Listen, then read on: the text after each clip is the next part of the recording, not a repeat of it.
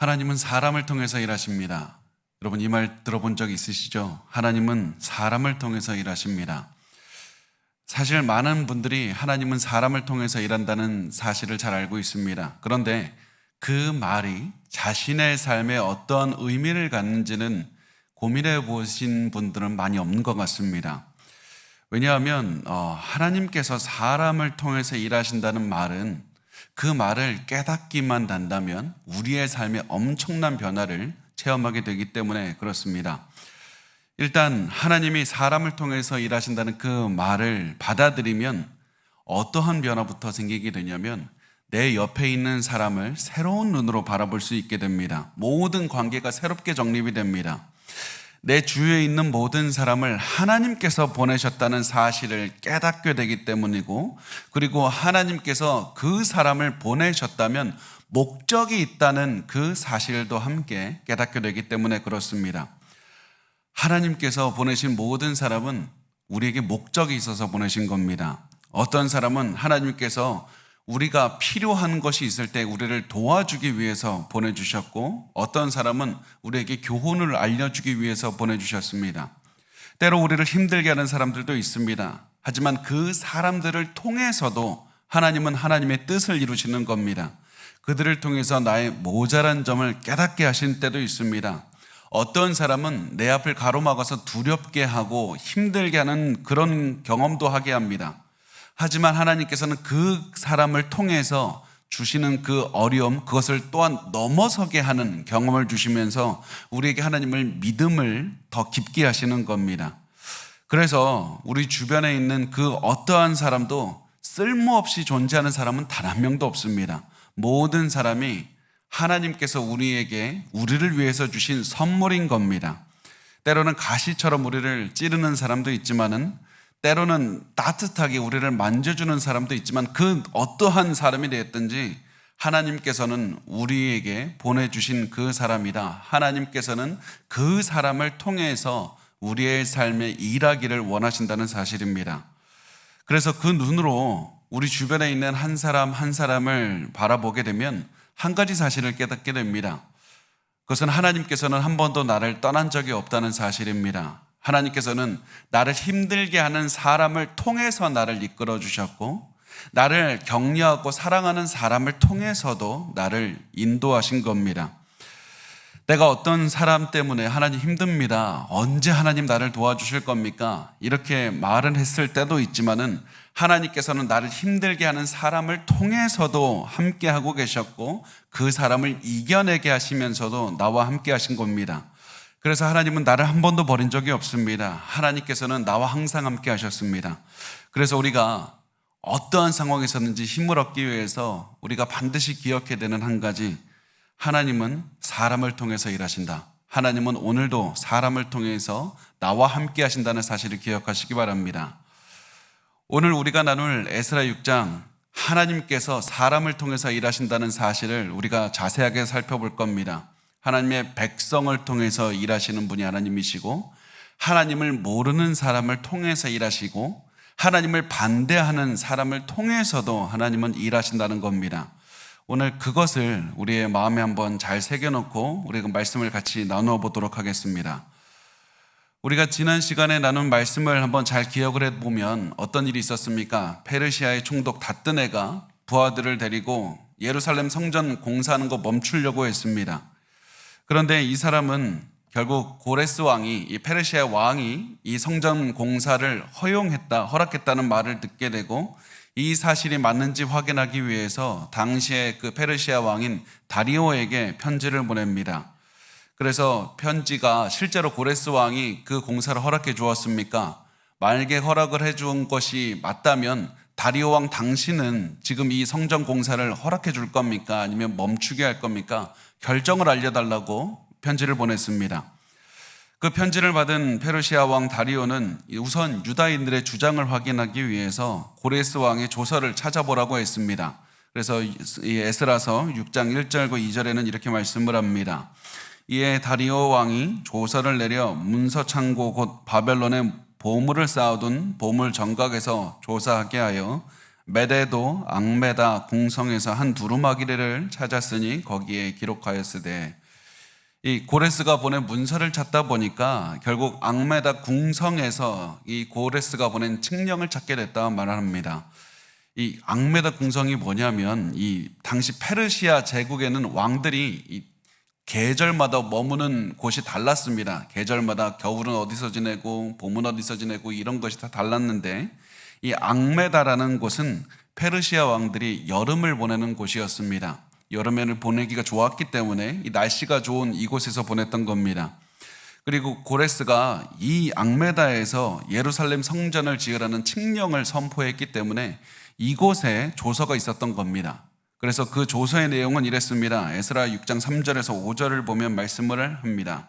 고레스 왕 원년에 조서를 내려 이르기를 예루살렘에 있는 하나님의 성전에 대하여 이르노니, 이 성전 곧 제사 드리는 처소를 건축하되 지대를 견고히 쌓고 그 성전의 높이는 60규빗으로 너비도 60규빗으로 하고 큰 돌 3켜에 새 나무 1켜를 놓으라. 그 경비는 다 왕실에서 내리라. 또 느부갓네살이 예루살렘 성전에서 탈취하여 바벨론으로 옮겼던 하나님의 성전 금, 은, 그릇들을 돌려보내어 예루살렘 성전에 가져가다 하나님의 성전 안 각기 제자리에 둘지니라 하였더라. 그래서 조서에는 사실은 뭐 더 긴 내용이 있었겠죠. 그런데 이 오늘 본문에는 필요한 조서의 여러 가지 내용 중에 필요한 오늘 성전 건축에 관한 내용만 기록하고 있습니다. 이 다리오 왕이 하는 말이 뭐냐면, 고레스 왕이 예루살렘 성전을 건축하라고 명령을 내린 게 맞다, 이거 확인해 준 겁니다. 게다가 거기에 한 걸음 더 나아가서 무슨 얘기까지 하냐면, 고레스의 칙령에는 재건할 성전의 크기까지도 자세하게 기록하고 있었고, 돌은 3겹 쌓은 다음에 나무 1겹 쌓아라, 이런 식으로 건축하는 방식까지도 자세하게 설명해 놓고 있었습니다. 또 중요한 것이 성전 건축에 필요한 경비를 왕실에서 부담한다는 부분도 있었는데, 사실을 이것을 보고 많은 분들이 어떻게 생각하냐면 이 돈이 필요한 만큼 이 왕실에서 돈 줬다, 이렇게 직접 생각을 하시겠지만 그렇지는 않았습니다.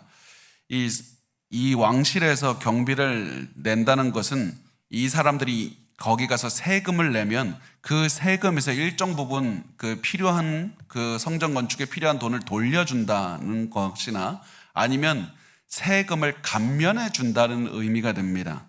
그래서 어떤 결과가 납니까? 만약에 가자마자 돈 줬으면 이 성전 건축 쉽게 했을 것이지만 낸 세금에서 돌려받고 세금을 감면한다는 것은 여전히 유다인들이 자기 돈으로 성전을 건축해야 된다는 의미가 됩니다. 이 유다인들은 자기 돈, 자기의 노력으로 자기가 번 돈으로 성전을 건축해야 됐습니다. 그래서 성전 건축이 전혀 그냥 무조건 쉬운 것이 아니라 여전히 어려운 것이었고 여전히 자기의 많은 돈들이 들어갔던 겁니다. 하나님께서는 하나님의 백성들의 이 어려움과 노력도 사용하신 겁니다. 그럼에도 불구하고, 이렇게 됐음에도 불구하고 여전히 이 왕실이 성전 건축하는데 재정 부담을 진다. 이것은 처음에 이 문제를 제기한 총독 다뜨네, 이 다뜨네에게는 굉장히 놀라운 소식이었습니다. 자기는 원래 처음에 성전 건축을 막으려고 했는데 이제는 성전 건축하는 비용까지 내줘야 된다, 이 소식을 들으니까 굉장히 놀랐던 겁니다. 거기에다가 다리오 왕은 거기에 그치지 않고 총독에게 이렇게 명령을 합니다. 6절에서 7절을 보면, 이제 유브라데 강 건너편 총독 다뜨네와 스달보스네와 너희 동관 유브라데 강 건너편 아바삭 사람들은 그곳을 멀리하여 하나님의 성전 공사를 막지 말고 유다 총독과 장로들이 하나님의 이 성전을 제자리에 건축하게 하라. 이 총독 다뜨네가 성전 공사 너 방해하지 마라, 이렇게 말을 합니다. 너가 원래 제기했던 예루살렘 성전 건축에 대한 모든 의문이 다 해소가 되지 않았느냐. 그러니까 너 성전 건축을 막지 말 뿐만 아니라 속히 진행이 되도록 너 도와줘야만 된다. 그리고 나서 다리오 왕이 했던 말 중에 굉장히 중요한 말이 여기에 들어 있습니다. 성전을 제자리에 건축하게 하라. 성전을 제자리에 건축하라는 겁니다. 어디가 제자리입니까? 솔로몬 성전이 원래 있던 그 자리가 제자리인 겁니다. 제자리에 성전이 원래 있던 자리에 너 거기에 건축하게 두어야 된다. 왜 이 말이 중요합니까? 이 말이 중요한 이유는 하나님께서 다리오 왕의 입술을 통해서 이 말을 하게 하셨기 때문에 그렇습니다. 그렇다면 왜 이 말이 중요해서 하나님께서는 하게 하셨습니까? 그 이유는 과거 이스라엘 민족과 함께 하셨던 하나님이 지금도 함께하고 계신다, 이 사실을 보여주고 있기 때문에 그렇습니다. 솔로몬 시대에 함께 하셨던 하나님은 이 시대, 시간이 훨씬 지나서 모든 예루살렘 성전이 무너진 이때에도 하나님께서 함께 하신다, 이것을 보여주고 있는 겁니다. 왜 이게 중요합니까? 과거에 무너진 이 이스라엘 성전, 예루살렘 성전을 다시 짓는 동일하신 하나님이라는 사실이 왜 중요합니까? 그 이유는 하나님께서 선지자들을 통해서 무너진 성전이 회복하게 할 것이고 너희들을 다시 돌아오게 할 것이다, 하나님 약속하셨기 때문에 그렇습니다. 예레미야에서 29장 10절에서 말씀합니다. 여호와께서 이와 같이 말씀하시니라. 바벨론에서 70년이 자면 내가 너희를 돌보고 나의 선한 말을 너에게 성취하여 너희를 이곳으로 돌아오게 하리라. 하나님은 다시 너희를 돌아오겠다고 약속을 하셨습니다. 그리고 그 약속을 하신 하나님은 지금 이 자리에도 함께 하셔서 성전을 짓게 하시면서 보여주고 있는 겁니다. 내가 너희에게 약속을 지키고 있다. 하나님께서 모든 것을 회복하고 있다. 다리오 왕이 말을 하고 있지만 하나님께서 다리오의 마음을 움직이셔서 너희의 모든 약속하신 것을 이루시고 계시다는 사실을 보여주고 있는 겁니다. 특히 중요한 것이 다리오가 하나님을 믿는 사람입니까? 그렇지 않습니다. 하나님을 믿지 않는 사람입니다. 그럼에도 불구하고 하나님은 이 왕을 통해서도 하나님이 역사를 이루시고 계시다. 또 하나님을 믿지 않는 총독 다뜨네, 이 사람 예루살렘 성전을 건축하는 거 방해하려고 왔지만 이 사람을 통해서도 하나님의 선한 뜻을 이뤄가고 계신다. 그 무엇도 하나님의 뜻을 막을 수 있는 자가 없고 하나님은 하나님의 뜻을 이루어가고 계신다는 사실을 계속해서 보여주고 있는 겁니다. 하나님은 그 누가 되었든지 사람을 통해서 일하시는 분이기 때문에 그렇습니다. 여러분 반드시 기억하시기 바랍니다. 여러분 삶에도 수많은 일들이 일어날 겁니다. 여러분에게 욕하는 사람도 있을 겁니다. 저주하는 사람도 있을 겁니다. 막으려는 사람도 있을 겁니다. 나 선한 마음으로 하나님을 위해서 살려고 하고 이 가정 한번 살려보려고 하는데 그것을 막으려고 하는 사람들도 분명히 있을 겁니다. 우리를 칭찬하는 사람들도 있을 겁니다. 분명히 우리가 근데 기억해야 될 것은 우리에게 욕하거나 저주하도록 만든 분은 하나님이 아니라는 사실입니다. 그러나 하나님께서는 그들이 우리에게 악한 말을 하는 것을 막지 않으셨습니다. 악한 말을 하도록 허락하셨습니다. 왜 그렇게 하셨습니까? 그것은 우리가 어떠한 말을 듣든지 그 모든 말을 통해서 하나님의 뜻을 이루어내시고 우리의 삶을 이끌어가고 계신 것을 보여주기 위해서 그렇습니다. 아무리 우리를 저주하는 자들이 있다 할지라도 하나님은 그들을 통해서도 일하시고 우리의 삶을 인도하고 계신다는 사실을 보여주고 있는 겁니다. 그래서 여러분 주변에 아무리 여러분을 저주하는 자들이 있다 할지라도 좌절할 필요가 없습니다. 하나님께서는 저 저주하는 자를 통해서도 나에게 일하고 계신다, 그것을 기억하시기만 하면 되는 겁니다. 하나님은 악한 자의 말을 통해서도 선을 이루시는 분이기 때문에 그렇습니다. 다리오 왕은 여기서 그치지 않고 계속해서 말을 합니다. 8절 말씀에 보면 내가 또 조서를 내려서 하나님의 이 성전을 건축함에 대하여 너희가 유다 사람의 장로들에게 행할 것을 알리노니 왕의 재산 곧 유브라데 강 건너편에서 거둔 세금 중에서 그 경비를 이 사람들에게 끊임없이 주어 그들로 멈추지 않게 하라. 다리오 왕은 말합니다. 공사 비용 중에서 예상한 것보다 추가 비용이 있을 것이다. 만약 그런 상황이 오면 공사가 건축이 중단될 수 있다. 그런데 공사 건축은 절대 중단되어서는 안 된다. 그러니까 필요한 경비를 국고에서 지원해 주라고 말을 합니다. 사실 다리오 왕이 이렇게 계속해서 유다 민족들 성전 건축에 호의적이었던 이유는 유다 사람들을 특별히 사랑해서 하나님이 특별히 무서워서가 아니었습니다. 유일신 하나님을 믿어서 그런 것이 아니라 이 사람이 다신교를 믿었기 때문이고 자신이 정복한 민족들이 그 민족들의 신들에게 기도해 주기를 원했기 때문에 이 사람들은 성전 건축을 중요하게 생각했던 겁니다. 다리오의 그런 마음이 다음 구절에서 나타납니다. 9절과 10절에 이렇게 말씀을 합니다. 또 그들이 필요로 하는 것 곧 하늘의 하나님께 드릴 번제의 수송아지와 순양과 어린 양과 또 밀과 소금과 포도주와 기름을 예루살렘 제사장의 요구대로 어김없이 날마다 주어 그들이 하늘의 하나님께 향기로운 제물을 드려 왕과 왕자들의 생명을 위하여 기도하게 하라. 이 다리오 왕은 결국 원했던 것이 유다인들이 하나님께 이 페르시아의 왕과 왕자들을 위해서 기도하기를 원했던 겁니다. 그래서 이 사람들이 성전 건축을 도와주었던 겁니다. 왜냐하면 이들의 정말 큰 목적은 이 자기들이 정복한 모든 민족들이 다 자기의 신들에게 이 기도해서 그 신들의 은총을 받는 것이 최고의 목표였기 때문에 그렇습니다. 제가 이것을 말씀을 드린 이유는 우리가 무엇을 할 수 있는가? 다리오 왕이 원했던 것은 하나님만 높이는 것이 아니라 하나님께 자기가 사용되는 것을 알지도 못했다는 겁니다. 이 사람은 여전히 다신교를 믿고 하나님과 상관없이 살았고 하나님을 높이고 싶은 마음도 없었습니다. 그렇지만은 하나님께서는 하나님을 믿지 않는 왕의 생각까지도 사용해서 하나님의 뜻을 이루고 계신다는 것을 계속해서 성경이 강조하고 있다는 겁니다. 이 사람은 최대한 이기적인 생각으로 자신을 위해서 일을 했지만 하나님께서는 그 사람의 이기적인 생각도 사용하셔서 하나님의 선한 뜻을 이뤄가고 계셨다. 하나님께서는 악한 의도, 그 의도와는 상관없이 하나님의 선한 뜻을 이뤄가고 계신다는 겁니다. 그래서 우리가 이것을 보면서 반드시 기억해야 될 것은 다른 사람의 의도 때문에 흔들릴 필요가 전혀 없다는 겁니다. 어떠한 사람은 여러분을 악한 의도로 찾아와서 악하게 흔들려고 할 겁니다.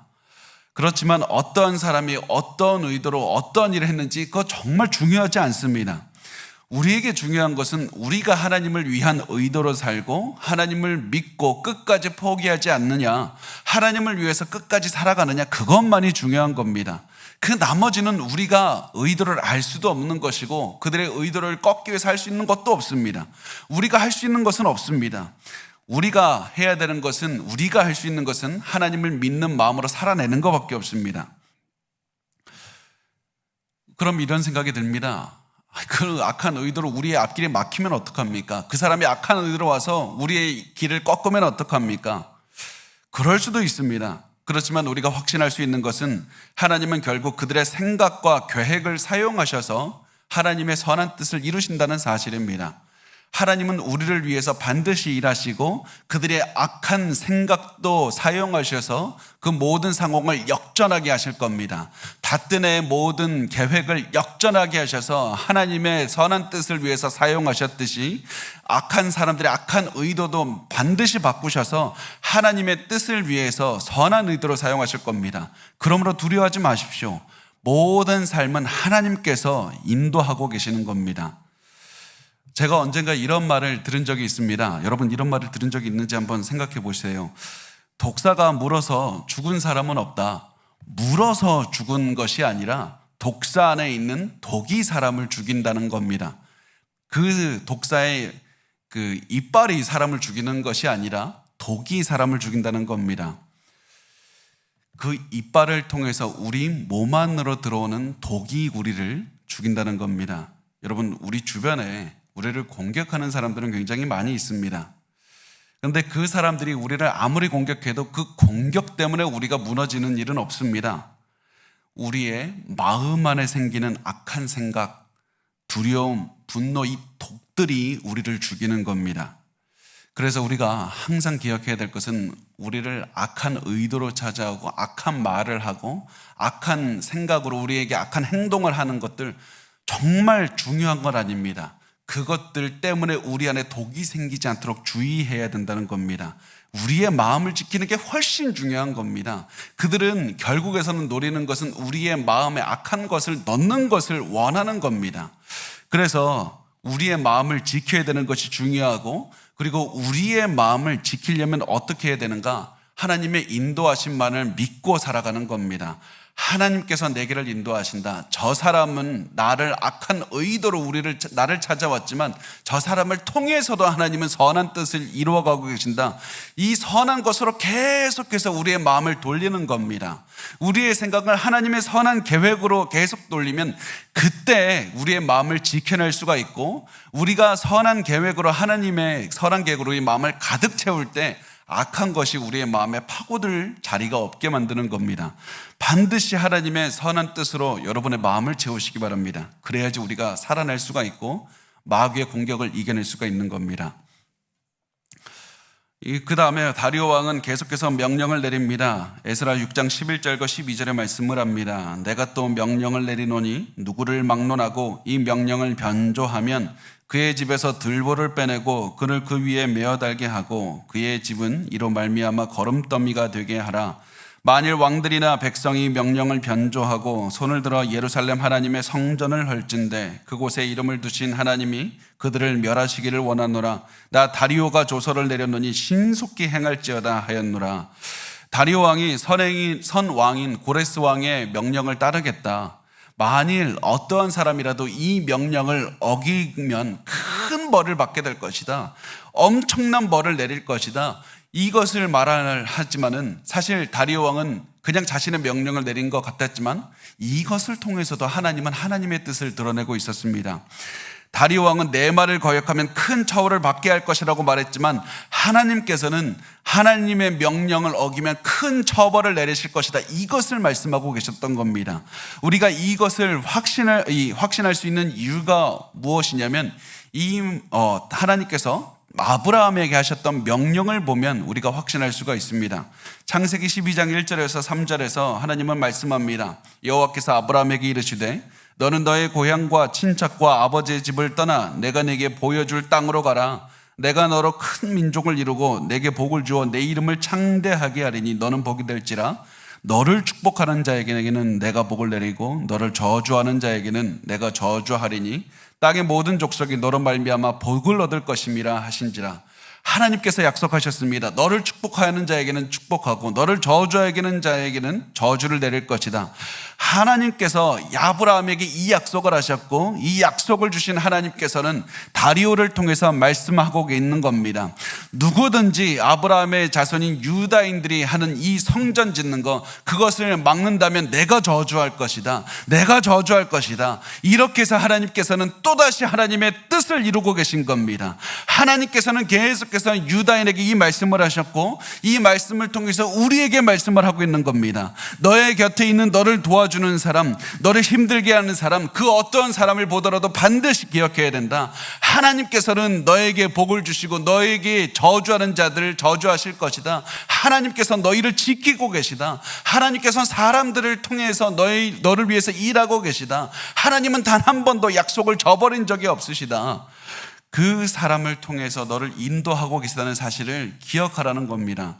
여러분, 하나님께서는 여러분을 단 한 번도 떠난 적이 없고 하나님의 약속을 저버린 적이 없습니다. 하나님께서는 여러분과 계속해서 함께하고 계십니다.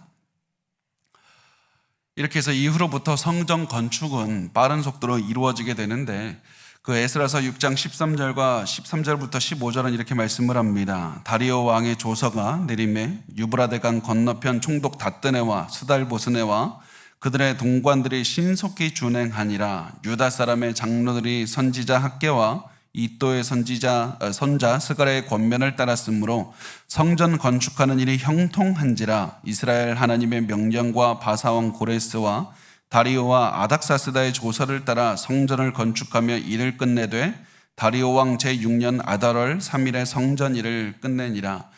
이 말씀이 굉장히 중요합니다. 굉장히 중요합니다. 우선은 제가 사실 설교하면서 중요하다는 말을 한 수십 번 하죠. 근데 그래도 이거 중요한 겁니다. 이거 정말 중요한 겁니다. 우선 말씀을 보면 하나님께서 학개와 스가랴를 통해서 성전 건축을 독려했다고 말씀을 합니다. 동시에 하나님은 페르시아의 왕들을 사용해서 성전 건축을 도와주었다고 말씀을 합니다. 이 말씀이 하나님께서 우리의 삶에 어떻게 일하시는지 보여주는 핵심적인 말씀입니다. 여러분, 그래서 14절 말씀이 에스라서의 굉장히 중요한 말씀 중에 하나인데 14절 우리 같이 한번 읽어보겠습니다. 14절 말씀 시작. 유다 사람의 장로들이 선지자 학개와 이도의 손자 스가랴의 권면을 따랐으므로 성전 건축하는 일이 형통한지라. 이스라엘 하나님의 명령과 바사왕 고레스와 다리오와 아닥사스다의 조서를 따라 성전을 건축하며 일을 끝내되. 이 말씀을 잘 보시면 학개와 스가랴 선지자도 일을 했고 그 말을 따른 유다 장로들도 일을 했고 하나님도 일을 하셨고 페르시아 왕들도 일을 했다고 말씀을 합니다. 하나님이 다 하신 것인데 어떻게 사람들도 같이 했다고 말을 합니까? 이렇게 말을 하는 이유는 이것이 하나님께서 일하시는 방식이기 때문에 그렇습니다. 하나님은 사람들을 사용해서 일하시기를 원하시는 분입니다. 하나님은 하나님의 백성들도 사용하실 뿐만 아니라 하나님을 모르는 사람들도 사용하십니다. 특히 이 말씀에서 우리가 집중해서 볼 것은 하나님께서는 하나님을 싫어하는 사람도 사용하시지만 하나님의 백성도 사용하시고 특히 하나님의 백성들의 헌신하고 자원하는 마음을 사용해서 일을 하신다는 사실입니다. 그래서 하나님께서는 우리에게 야, 너가 일해봤자 무슨 소용이 있냐 이렇게 말씀하시는 것이 아니라 너의 자원하는 마음을 소중하게 받아주신다고, 너의 작은 노력을 통해서 너의 노력으로는 절대로 이룰 수 없는 하나님의 원대하신 뜻을 이루신다는 사실을 보여주시는 겁니다. 하나님께서는 놀라운 뜻을 우리를 통해서 이루신다는 사실을 14절에서 강조하고 또 강조하고 있는 겁니다. 그래서 여러분, 우리가 반드시 기억하셔야만 됩니다. 여러분이 지금 그 자리에서 수고하는 거 결코 헛수고 아닙니다. 여러분이 가정에서 계속해서 지키면서 기도하는 거 결코 헛수고 아닙니다. 아무리 사람들이 여러분 핍박해도 그 사람을 위해서 끝까지 눈물을 흘리면서 기도하는 건 내 눈에서 당장 그 사람이 변하지 않는 것 같을지라도 헛수고하는 것이 아니라 하나님께서는 여러분의 기도를 사용하고 계시는 겁니다. 하나님께서 우리가 능력이 없어도 하나님을 사랑하는 마음으로 최선을 다해서 기도하고 전도하고 사랑하고 구제할 때 하나님께서는 우리를 통해서 일하신다는 사실입니다. 우리의 기도를 통해서 사람을 살리십니다. 우리의 봉사를 통해서 사람을 살리십니다. 사실 저는 그 사실을 제가 강단에 서 있는 것만 봐도 알 수 있습니다. 저는 항상 확신하고 있는 것이 저는 참 말주변이 없다. 말을 그렇게 못하냐. 저는 그걸 너무 잘 알고 있습니다. 그런데 하나님께서 이렇게 말도 잘 못하는 사람을 통해서 복음을 전하고 계시고 하나님의 뜻을 전한다는 사실을 볼 때마다 정말 하나님께서는 나 같은 사람을 통해서도 역사하신다. 하나님께서는 위대하신 분이고 기적을 이루시는 분이라는 사실을 제가 이 자리에 설 때마다 체험하게 됩니다. 여러분, 그래서 제가 잘하는 것은 무엇이냐면 우리가 있는 자리에서 최선을 다해서 하나님을 위해서 살아가기만 하면 된다. 우리의 모자란 능력을 사용하시는 분은 하나님이시다. 나의 능력을 통해서 위대한 능력을 보이시는 분이 하나님이라는 겁니다. 하나님께서는 우리에게 기적을 행하는 능력을 보이라고 말씀하신 적이 없습니다. 최선을 다해서 있는 자리에서 눈물을 흘리며 땀을 쏟으면서 살아가면 우리의 눈물과 땀을 통해서 위대하신 일을 이루시는 분이 하나님이라는 사실을 하나님께서 보여주실 겁니다. 그리고 그 유다인들이 사실은 아무것도 이룰 수 있는 능력이 없는 작은 사람들이었지만 결국에서는 하나님께서 유다인들에게 주신 결과가 무엇입니까? 성전 건축을 완성하는 것이었습니다. 그래서 오늘 본문에 하나님께서 결국 성전 건축을 이루어내셨다는 것을 보여줍니다. 오늘 본문 우리가 성전 건축을 완성하기까지 우리가 계속해서 나눴습니다.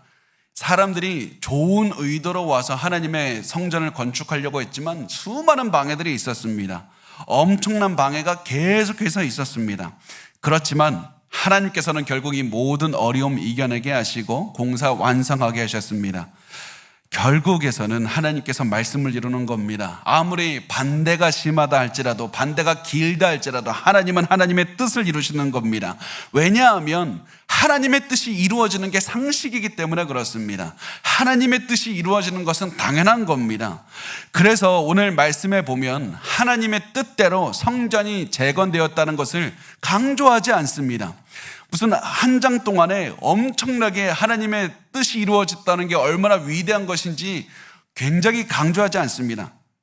당연한 듯이 하나님의 뜻이 이루어졌다고 짧게 기록할 뿐입니다. 세상이 하나님의 백성이 하나님의 뜻을 따라서 살려고 할 때 그거 방해하는 거 당연한 겁니다. 그럼에도 불구하고 하나님의 뜻이 이루어지는 것도 당연한 겁니다. 그래서 우리가 우리의 사는 삶이 혼란스러워 보일 때, 두려움이 올 때 두려워할 필요 없습니다. 하나님의 뜻은 이때에도 이루어지는 것이 당연하기 때문에 그렇습니다. 하나님의 선한 뜻은 그 어떠한 상황에서도 당연하게 이루어질 것이고 그것을 우리의 눈으로 보게 될 겁니다. 아무리 악한 자들이 영원히 성공하는 것 같이 보인다 할지라도 조금 있으면 예수님께서 당연하게 오실 것이고 당연하게 우리는 예수님과 함께 영원히 기뻐하며 살게 될 겁니다. 하나님의 뜻은 당연하게 이루어진다는 것을 상식으로 여기시고 그것을 가슴에 품고 살면 그 어떤 것도 여러분을 좌절하게 하거나 낙담하게 할 수 없습니다. 성전 공사를 끝낸 유다인들 굉장히 기뻤습니다. 이 귀향민들이 굉장히 기뻐서 이제 무엇을 합니까? 성전 봉헌식을 해야 되겠죠. 하나님께 올리게 됩니다. 16절에서 18절 말씀에 이렇게 말씀을 합니다. 이스라엘 자손과 제사장들과 레위 사람들과 기타 사로잡혔던 자의 자손이 즐거이 하나님의 성전 봉헌식을 행하니 하나님의 성전 봉헌식을 행할 때 숫소 100마리와 수양 200마리와 어린 양 400마리를 드리고 또 이스라엘 지파의 수를 따라 순염소 12마리로 이스라엘 전체를 위하여 속죄제를 드리고 제사장을 그 분반대로 레위 사람을 그 순차대로 세워 예루살렘에서 하나님을 섬기게 하되 모세의 책에 기록된 대로 하게 하니라. 이 솔로몬이 성전을 짓고 화목 제사를 지냈듯이 이 사람들도 화목 제사를 지냈습니다. 다만 솔로몬 때보다 훨씬 작은 규모로 짓게 됩니다. 왜냐하면 이 당시에 이 화목 제사가 뭐냐면 하나님께 일정 부분만 드리고 나머지는 사람들이 같이 모여서 같이 그 제사 지낸 그 제사 제물을 먹는 겁니다. 그래서 우리가 다 하나의 공동체다 이것을 확인하는 그런 것이 되는데 이 장소에서 드린 화목 제물이 훨씬 적은 이유는 당연히 이 장소에 모인 사람들의 수가 적기 때문에 그렇습니다. 그래서 규모는 예전보다 훨씬 작지만 과거에 솔로몬에 드렸던 그 하나님께서는 지금도 함께하고 계시다. 그리고 이들이 바로 과거에 있었던 이스라엘 민족들이다. 그것을 우리에게 알려주고 있는 겁니다. 그리고 그 사실을 또 확인하기 위해서 속죄 제사를 드리게 되는데 속죄 제물로 이스라엘 지파의 수대로 순염소 12마리를 드렸다고 말씀을 합니다. 지금 제가 처음에 말씀드렸을 때 귀향한 이 공동체, 귀향민들의 공동체를 구성하고 있는 그 지파가 대체적으로 유다, 베냐민, 레위인 겁니다. 남유다 쪽을 구성하던 그 사람들이죠. 이 사람들이 대부분인 그 지파를 구성하고 있지만 그럼에도 불구하고 지금 이 사람들은 상징적으로 우리 12지파가 하나님 앞에 서 있습니다. 이 고백을 드리고 있는 겁니다. 비록 우리 수도 적습니다. 세 지파가 대부분이지만은 우리 12지파가 다시 섰다는 그런 마음으로 이스라엘 전체가 하나님 앞에 섰다는 마음으로 우리 다시 시작하고 있습니다. 상징적으로 12지파가 하나님 앞에 한 마음이 되어서 우리 이제 다시 시작합니다. 이런 결단과 각오로 하나님께 성전을 봉헌식을 드렸던 겁니다.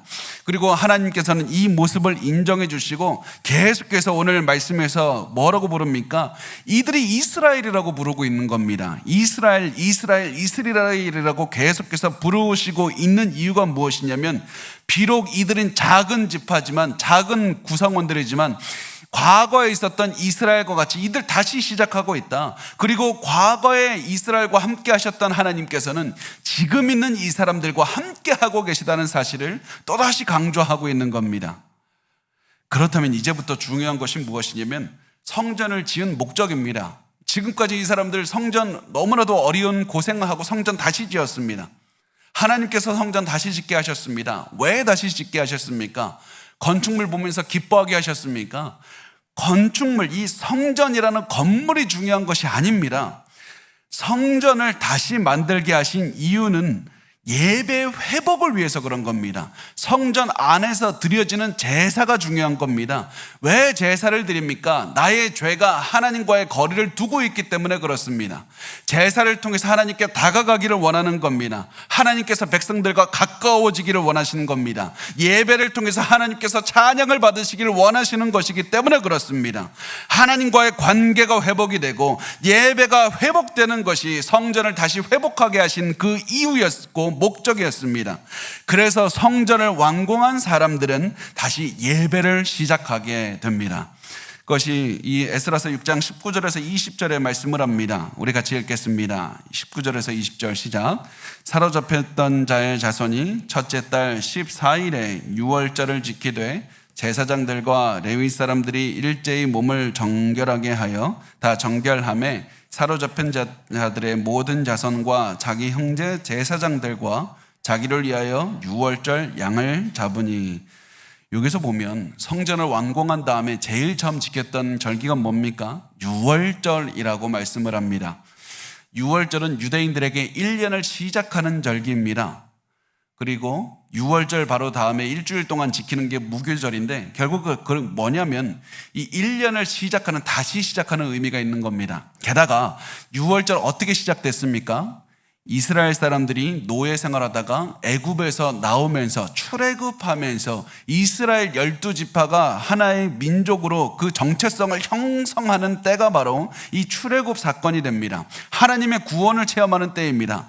유월절은 엄청나게 중요한 상징이 드려져 있는 겁니다. 이스라엘이 그래서 새롭게 시작하는 때가 바로 유월절인 겁니다. 그래서 하나님께서는 이 유다인들이 성전을 짓고 유월절을 첫 번째 드리면서 다시 시작할 수 있다. 과거에 너희 실패했지만 다시 시작하는 것이다. 하나님께서 너희와 함께하고 계신다는 것을 보여주는 그런 기회를 주는 겁니다. 21절과 22절의 말씀을 합니다. 사로잡혔다가 돌아온 이스라엘 자손과 자기 땅에 사는 이방 사람의 더러운 것으로부터 스스로를 구별한 모든 이스라엘 사람에게 속하여 이스라엘의 하나님 여호와를 찾는 자들이 다 먹고 즐거움으로 이래 동안 무교절을 지켰으니 이는 여호와께서 그들을 즐겁게 하시고 또 아수르 왕의 마음을 그들에게로 돌려 이스라엘의 하나님이신 하나님의 성전 건축하는 손을 힘있게 하도록 하셨음이더라. 여기서 잘 보면 자기 땅에 사는 이방 사람의 더러운 것으로부터 스스로를 구별한 모든 이스라엘 사람들, 이 부분이 나오지 않습니까? 이것을 보면 지금 이 모여있는 사람들 중에는 귀향한 이스라엘 유다인들만 있었던 것이 아니라 이 땅에 남아있던 사람들도 있었다는 것을 보여줍니다.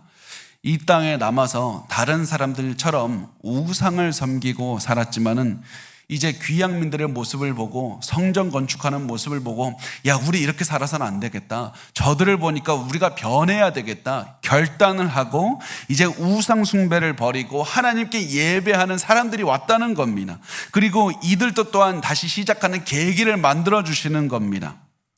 그런데 여기서 이상한 표현 하나를 찾을 수가 있습니다. 뭐냐면 아수르 왕의 마음을 그들에게로 돌려주셨다는 표현이 등장하는 겁니다. 아수르 왕의 마음을 돌려주셨다. 자, 제가 계속해서 오늘 그 에스라서를 말씀을 드릴 때 어느 나라 왕들이라고 했습니까? 페르시아 왕들이라고 했습니다. 아수르는 과거에 있었던 이미 멸명한 나라입니다. 아수르 다음에 바벨론 다음에 페르시아인 겁니다. 그런데 이미 멸망한 아수르 왕의 마음을 돌리셔서 지금 왜 성전 짓게 하셨다고 말씀합니까? 아니, 페르시아 왕의 마음을 돌리셨어야죠. 왜 아수르 왕의 마음을 돌리셨다고 말씀을 합니까? 거기에는 여러 가지 이유가 있지만 그중 중요한 하나가 무엇이냐면 모든 이방 민족을 상징적으로 아수르라고 표현을 하신 겁니다. 아수르를 흡수한 게 바벨론이고 바벨론을 흡수한 게 페르시아이기 때문에 이 모든 이방 악한 제국들을 상징적으로 아수르라는 단어 하나로 표현하신 겁니다. 아수르나 바벨론이나 페르시아나 그 뒤에 로마가 오거나 그 누가 온다 할지라도 하나님께서는 그 모든 이방 민족들의 마음을 움직이시는 분이다. 이방 민족들에서 가장 강한 권력을 가진 왕의 마음도 움직이셔서 하나님의 뜻을 행하시는 분이다. 하나님은 이렇게 전능하신 분이라는 사실을 강조하고 있는 겁니다. 그러면서 마지막으로 에스라 이 기자는 말을 합니다.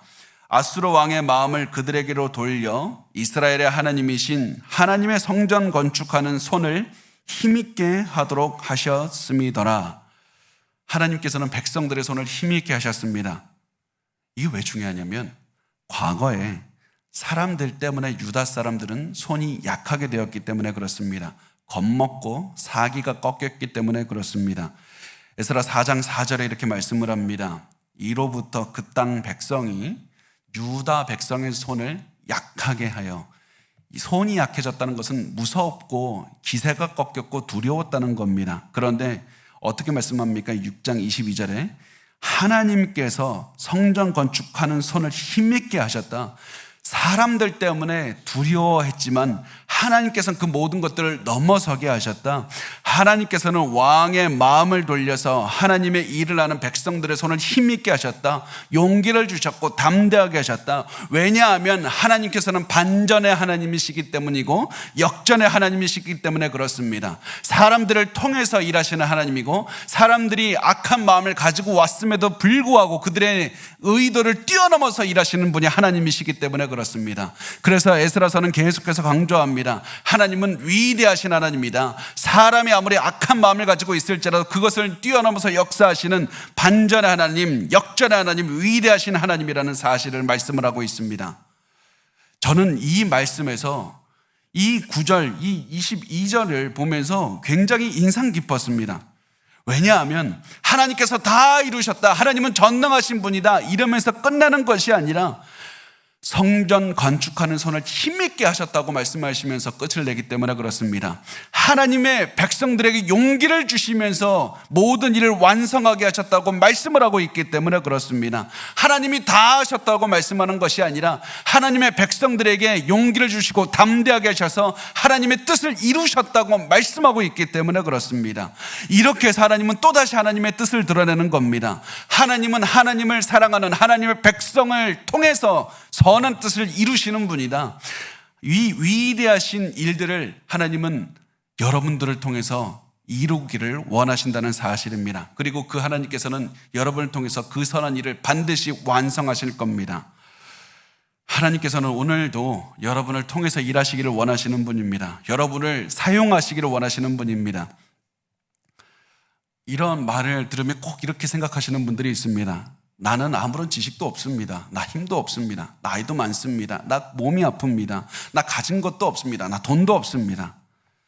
그래서 어떻게 많은 분들이 말씀하냐면 내가 먼저 기도 먼저 많이 하고 하나님을 섬기겠습니다.